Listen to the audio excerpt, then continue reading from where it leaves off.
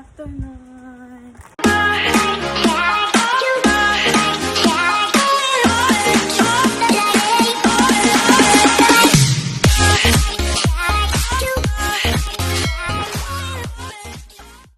Nga pala, it's kakauwi ko lang galing ng trabaho tapos dumiretso na ako dito sa garden. I-check ko yung garden natin. Nga pala, nag-vlog ako nung time ito kasi nung Sabado is inayos na nila yung ating greenhouse. Kaya, ayan po, meron na tayong greenhouse. Kaya sobrang saya ako kasi si Mr. mismo ang nag-idea na gawan ako ng greenhouse. So ako naman is syempre supportive husband. So sobrang saya ko na hindi ko na iisipin yung ay baka nainitan or namatay na yung mga tanim ko dito guys. So ngayon, ayan yung ating greenhouse. May 6 po siya na side by side na bintana.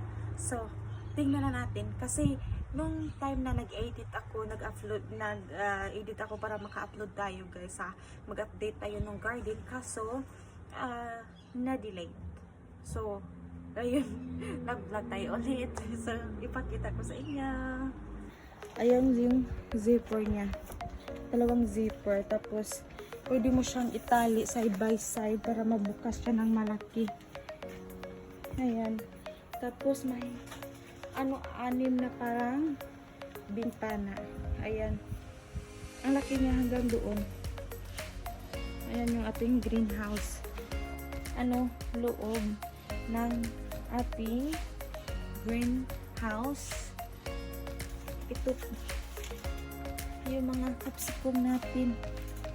Tingnan ko nga kung meron na tayong makitang bunga dito. Kasi panay ito siya pamulaklak ba? Ah, yes! Meron! My God! Wow! Meron na siya guys! Ayan o, meron na siyang bunga. Ayan, madami pang bulaklak. Tapos, ito yung sili na nakuhaan ko na ng isang beses. Ayan, nasira siya guys oh. Pero malaki na ito. Pwede na rin ata ito makuha. Ayan o, nagyayelo-yelo na. Madami siyang bunga. Ayan yung mga bunga niya sa isang puno. Ayan, nagyayelo. Ang dami. Tapos ito din yung isa.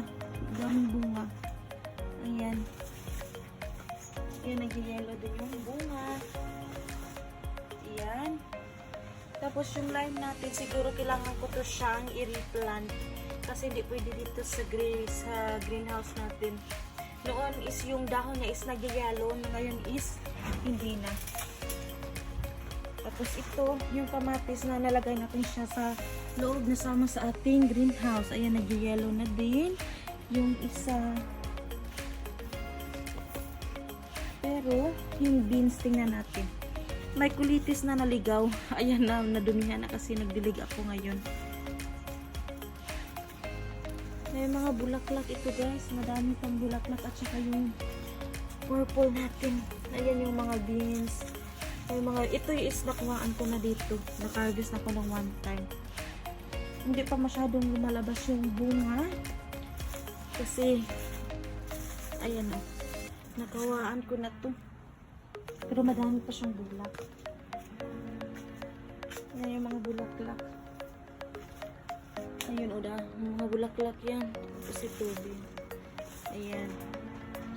So ito yung kamatis na tinatawag kong giant tomato kasi sa sobrang laki niya.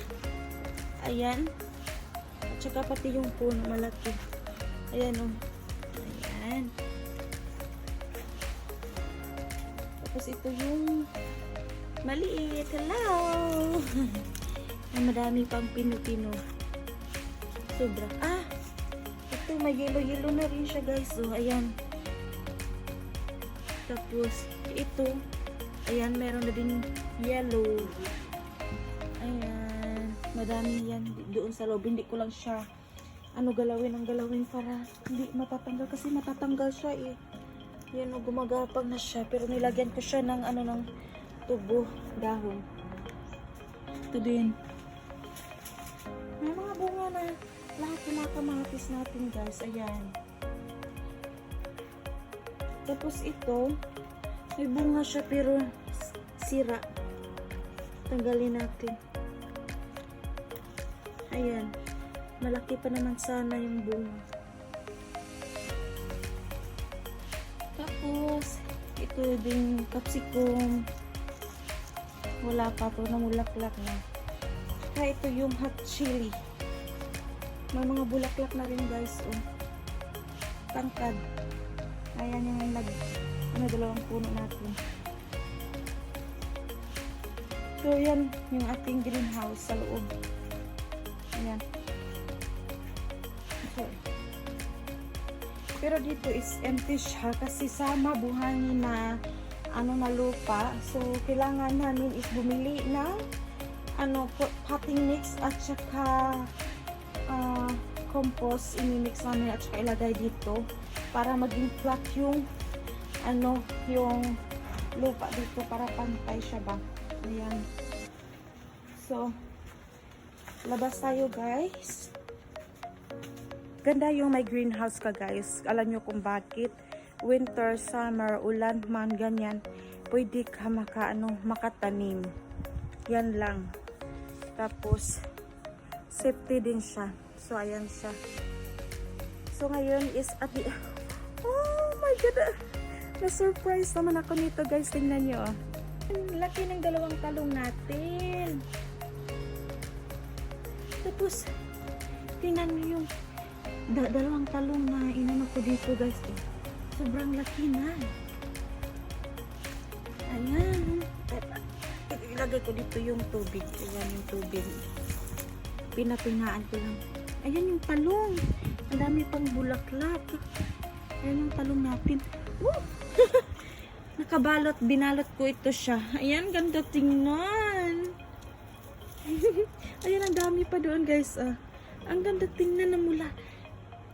Tingnan niyo. Ayan, kahit makikita nyo lang din siya kasi see-through yung Pero hindi lang natin tanggalin. Pero parang hindi lahat is nabalutan. Ayan, ayan guys, nakikita nyo. Ginanyan ko kasi madaming ibon. Baka kainin. Baka pagpunta ko dito wala na akong kamates. Malibo ng ibon.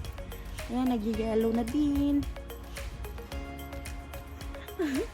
Nagyayala na sila guys. Nagyayala-yala na. Ayan, hanggang itaas yan doon.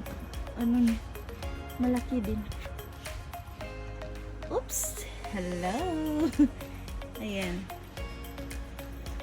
Ito siya guys. Oh, ang bilis ng kulitis. Ayan, ang daming kulitis. Pwede na tayo maka-adobo. Ayan. Sarap nito adobohin. Tapos lagyan ng slice ng konting karne. Ayan, ang dami. Ang bilis ng malaki na rin yung okra. Ayan, tumubo ang okra. Yung kalamangga hindi pa sila. Hindi ula pang sana na lumalabas. May bunga ng maliit na okra. Ay no, may mga bunga. Maliit pa lang may bunga. Ito yung kulitis din sa pat. Ayan. Yung ampalaya. Ang dami ng sanga-sanga. Isang puno lang to guys, pero ang daming sanga. Palupot ko lang dito para umakyat siya sa tree list natin. At saka yung sayote natin. Oh. Ayan. Ayan yung sayote.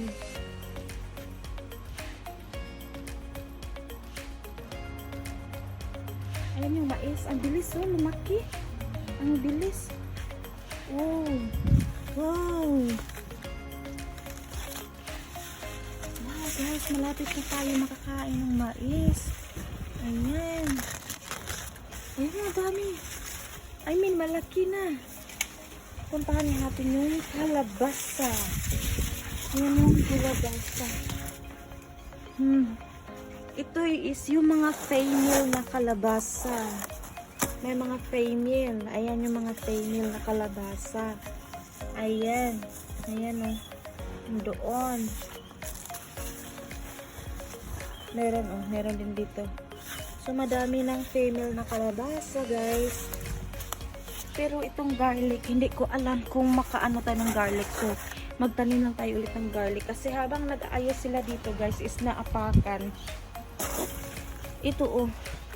Wala, medyo malaki na yung kalabasa oh. Oh. Medyo malaki. I mean na ano na. Oo nga. Ayan, mamulaklak na yan. Ayan, sorry. Yan yung ano na naapakan nila. Yung ano natin. Yung garlic. Pero okay lang, at least naayos yung greenhouse natin. Pero I think hindi na to maano yung garlic. Hindi na tayo maka-harvest nito kasi maliit na yung puno niya. Dahil sa madami akong tinanim dito. So okay lang at least na ano yung ating greenhouse. At saka ito yung tanglad. Napakan din yung tanglad guys. Pero diligan ko lang to, maging okay lang to siya. Ay, tanggal. Tanggal siya. Pero ito, ang dami ko pang tanglad. At saka, yan. Ito is isang stick lang. Pero tingnan nyo guys, ang dami. Tapos, pagpunta ko dito kanina is na nakita tayo mga bees. Kasi madami siyang ano, sunflower. Ayan yung sunflower guys. Malapit na ito mamulaklak. Yung sunflowers. Ito yung sunflowers na seeds ko na tinanim. Binili ko siya. Tapos yung last year is tinanim ko. So nagka-seeds tayo. So hindi na tayo bumibili ng mga seeds. Ayan. Kaya malapit na tayo maka-sunflower. So yun ang tunnel greenhouse natin na ginamit natin noon. Ayun doon. So pag may time ako, tsaka ko naligpitin. Ayan. Guys, ang dami. Dami natin ma-harvest na. Malapit na tayo mag-harvest. So, yan ang ating garden update, guys. So, maraming salamat sa inyong panunood at saka sa mga kaibigan ko, sa mga taong supportive na sumusuportado sa akin. Salamat, lalo na sa pamilya ko. Bye-bye. Ingat po.